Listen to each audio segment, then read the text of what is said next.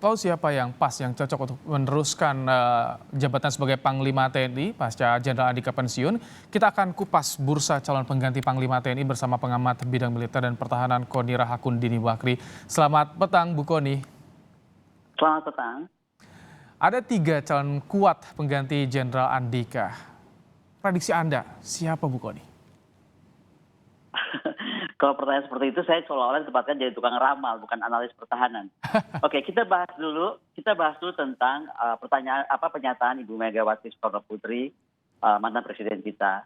Dan itu adalah kata-kata yang tajam ya dari seorang mantan presiden wanita dan seorang presiden wanita yang pernah membuat anggaran pertahanan kita tuh sangat maju secara signifikan. Adalah Ibu Mega yang melakukan perubahan anggaran pertahanan secara revolusioner waktu itu. Saya kira kalau kita bicara tentang maju mundur tadi pertahanan, kita harus kembali kepada fungsi TNI itu apa. Fungsi TNI itu adalah penangkal, penindak dari setiap ancaman militer ataupun ancaman non-militer. Dan itu apapun bentuknya, ancaman terhadap kedaulatan, terhadap keutuhan wilayah, terhadap keselamatan bangsa, terhadap kepentingan nasional yang harus kita capai. Dan jangan salah juga, TNI juga bersikap sebagai pemulih. Nah, kalau pertanyaan seperti itu, maka kita juga harus yakin bahwa sebenarnya fungsi TNI itu apa? Untuk menangkal, menindak, memulihkan itu. Fungsinya itu bertempur.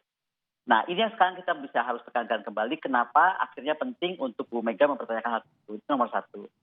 Nomor 2, kalau ditanyakan kepada saya, siapa sih yang pantas untuk menjadi Panglima TNI berikutnya? Saya kira saya sepakat dengan Pak Andika Perkasa bahwa Presiden tidak pernah jauh-jauh hari, tetapi akan mendadak-dadak.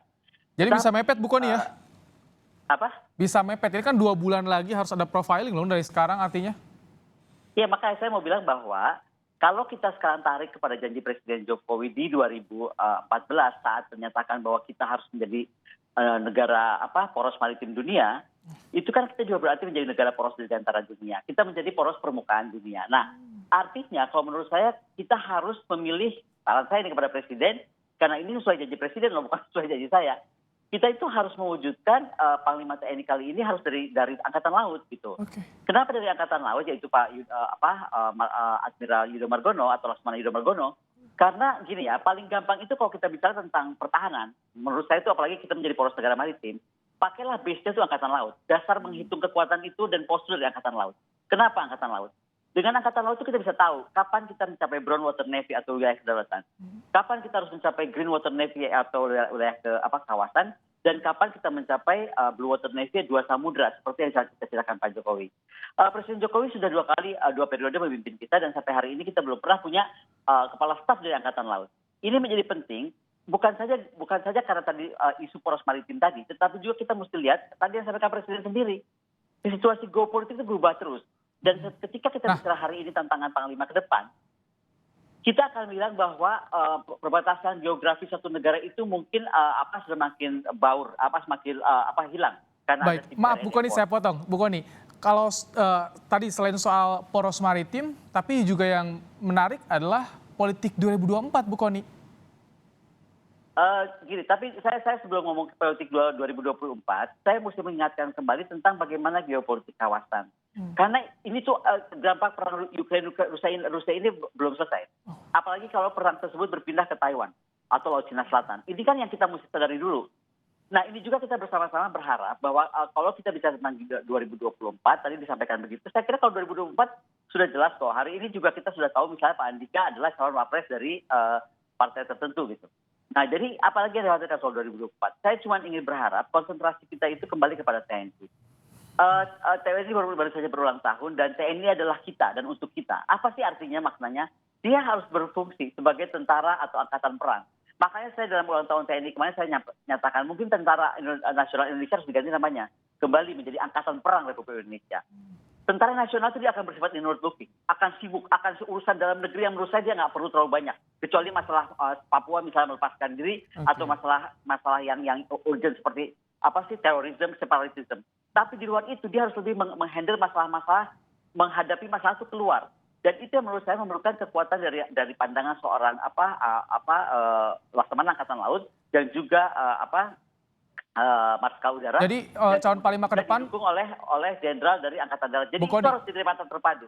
Jadi calon Panglima ke depan akan memiliki PR yang lebih berat tentu dari Jenderal Andika sebelumnya. Saya kira akan demikian karena gini ya, kita akan menghadapi globalisasi. Lalu dampak geopolitik ini akan parah kalau sampai kita harus assume bahwa Indonesia itu akan dirusianisasikan dan Taiwan akan diukrainakan. Jadi kalau saya melihat perkembangan global kali ini, kalau negara itu kecil, dia akan dibikin menjadi Ukraina, menjadi negara boneka, gitu. Dipakai jadi ajang untuk battle area untuk negara besar yang bertempur. Tetapi kalau dia negara besar dan kuat seperti Indonesia, dia akan dirusiakan gitu. Bagaimana dia akan dibuat pusing dengan menghadapi tantangan-tantangan dari fakta-fakta pertahanan yang ada di kawasan.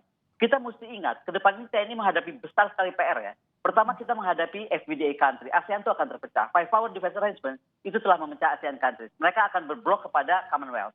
Kemudian The Quad itu juga sangat kuat gitu. Itu adalah ikatan erat antara Jepang, Australia, Amerika dan India. Yang terakhir, jangan tenang-tenang dalam AUKUS, karena walaupun AUKUS itu sepertinya kerjasamanya bersifat teknologi, dunia maya, luar angkasa gitu kan, bawah laut. Tapi itulah ada tipe perang masa depan yang sedang dipersiapkan oleh Australia sebagai base daripada negara-negara coalition of the willing atau Amerika dan kawan-kawannya. Itu yang saya sampaikan, ternyata perang kita ke depan itu akan semakin kompleks dan memerlukan defense capacity, defense advantage, defense measure yang sangat penting kita ukur. Bu Kony, kalau tadi Anda bilang soal yang kans yang cocok adalah dari Angkatan Laut, apakah ini juga masuk ke dalam isu soal giliran di jabatan Panglima TNI? Kalau kata giliran itu bisa debatable ya. Kita sudah melewati ini berkali-kali lah. Ada yang bilang harus bergiliran itu berurut, ada yang bergiliran itu harus betul-betul ganti darat laut udara. Ada yang bilang selama bergantian, selama orang yang berganti tidak apa-apa. Saya nggak mau terjebak dalam kata-kata itulah. Okay. Kita semua tahu apa. Yang saya mau tarik adalah kembali tadi, apa fungsi TNI? Kenapa kita mesti punya tentara? Untuk apa tentara itu ada? Jadi jangan kita sekarang punya tentara, tapi saya sih terus terang malu kok lihat kemarin saya tentara disuruh menyerang salah satu politisi gitu. Saya malu kok lihat sekarang tentara tiba-tiba menggebuk di tempat lapangan bola. Harusnya itu nggak terjadi, tapi itu terjadi karena apa? Karena saya bilang tadi visi misi pertahanan kita akhirnya hilang arah.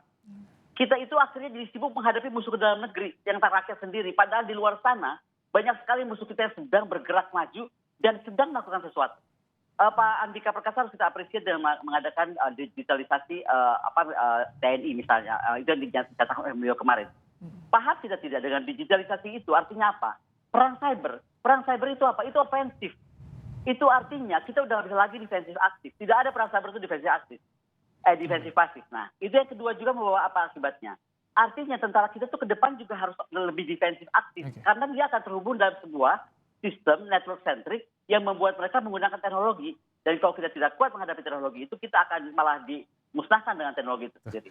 Perang cyber jadi sorotan. Itu yang ke depan, tantangan Panglima TNI ke depan. Tapi kemarin di hari ulang tahunnya Presiden juga menekankan jaga kemanunggalan bersama rakyat. Apa yang Anda lihat soal ini, Bu Kony? Itu yang sudah saya singgung tadi dalam apa yang saya sebutkan network centric warfare atau network centric operation. Ketika kita bilang kemampuan TNI itu harus network centric operation, itulah apa yang terwujud dan nyata Trimatra terpadu. Di mana Angkatan Darat, Laut, Udara itu harus bersatu padu. Dia tuh bekerja sama untuk mewujudkan sebuah pertempuran yang tadi untuk menangkap, menindak dan memulihkan sesuatu. Jadi memang harus selesai tuh urusan tentara berantem sama tentara satu angkatan berantem sama angkatan kayak gitu-gitu tuh harus selesai. Semua disharmonisasi tuh harus selesai. Karena sekali lagi kalau kita disadarkan apa visi misi tentara kita akan mengerti itu. Kembali saya nyatakan, ketika Presiden Soekarno menciptakan Angkatan Perang Republik Indonesia, Presiden Soekarno itu mimpinya besar buat Indonesia. Indonesia itu harus mampu berubah dunia. Indonesia itu harus mampu menghadapi atau menghapus semua aliansi-aliansi pertahanan di kawasan kita. Artinya apa? TNI kita tuh waktu itu pun sejak dulu pun didesain untuk outward looking defense. Kenapa sekarang tidak gitu? Nah yang terakhir adalah saya cuma mau bilang, makanya ketika Presiden Jokowi menyatakan kita menjadi negara poros maritim dunia, kita harus merubah doktrin pertahanan kita. Tidak bisa lagi doktrin pertahanan kita masih seperti sekarang, defensif pasif. Harus ofensif aktif. Maknanya apa? Kita bisa menghampiri lawan itu ketika mereka baru berpikir akan melakukan sesuatu kepada kita. Jadi sudah out of date, menunggu lawan mentung gitu, baru kita bersiap-siap mentung balik, itu udah selesai era itu. Karena sekarang sudah era perang dunia yang perang modern yang begitu mengerikan dan begitu advance. Kalau tantangan, hambatan untuk bisa menyatukan soliditas TNI itu apa sih Bu Kony? Ini kan yang jadi penting untuk melihat calon Panglima ke depan. Ini ya satu PR utamanya juga Bu Kony. Tantangannya saya kira cuma satu aja ketika kita harus menuntut, sebenarnya kan tentaranya nggak bergerak sendiri. Dia punya kementerian yang membawahinya. Apakah Kementerian Pertahanan sudah membuat roadmap bagaimana menjadi negara poros maritim dirgantara permukaan dunia? Ya kan? Karena itu mereka bergerak keluar. Makanya saya agak bingung ketika kemudian pertahanan kita menjadi pertahanan pulau besar. Itu tidak boleh terjadi. Indonesia itu negara maritim. Harusnya nggak boleh pertahanan pulau besar. Tetapi kembali lagi, sekali lagi kita harus duduk bersama sebagai sesama bangsa, melihat fungsi dan letak Indonesia, lalu mimpi Indonesia ke depan apa, dan bersama-sama tentara kita yang harus bersama rakyat membangun itu dan mengejar mimpi itu. Sekali lagi, fungsi tentara jangan pernah digeser, dan itu yang menentukan sebenarnya panglima yang sebenarnya itu siapa dan apa. Kami tangkap. Terima kasih Bu Kony untuk pandangannya di bursa calon Panglima TNI. Kita akan tunggu nanti bagaimana keputusan Presiden. Terima kasih Kony Rahakundini, pengamat militer dan pertahanan. Terima kasih Bu Kony, sehat selalu.